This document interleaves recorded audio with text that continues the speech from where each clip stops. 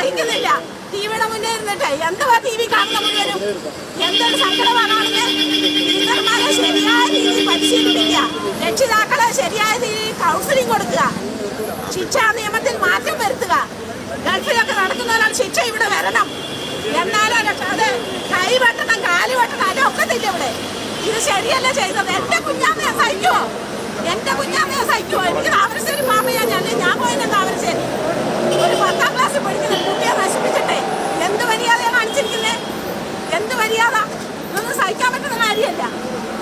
ഒരിക്കലും ആ കുട്ടികളെ പരീക്ഷ എഴുതിക്കട്ടെ, ആ കുട്ടികളെ ശിക്ഷിക്കണം. മാതൃകാപരമായ ശിക്ഷ കൊടുത്തിരിക്കണം ആ കുട്ടികൾക്ക്.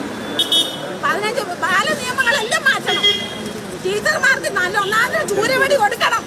ടീച്ചർമാരെ കൈ ചൂരവടി വേണം, അല്ലാതെ ഈ ലോകം നന്നാകാൻ പോകുന്നില്ല. അതെ, എവിടുത്തെ ടീച്ചറായിരുന്നു ഞാൻ. അർഹതപ്പെട്ടവർക്ക് അടി കൊടുത്ത് തന്നെ വളർത്തണം. രക്ഷിതാക്കൾക്ക് ശിക്ഷിക്കാൻ പറ്റത്തില്ല. രക്ഷിതാക്കൾ കുഞ്ഞുങ്ങളെ ശിക്ഷിച്ചു വളർത്തണം. രക്ഷിതാക്കൾ കുട്ടികളെ ശിക്ഷിച്ച് തന്നെ വളർത്തണം.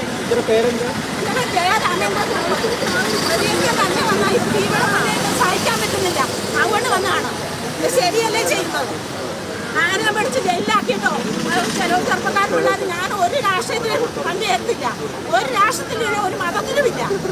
ഇത് ശരിയല്ലേ ചെയ്യുന്നത്? അത്രയാണ് എനിക്ക് പറയാം. വേറെ ഒന്നും എനിക്ക് പറയാനില്ല.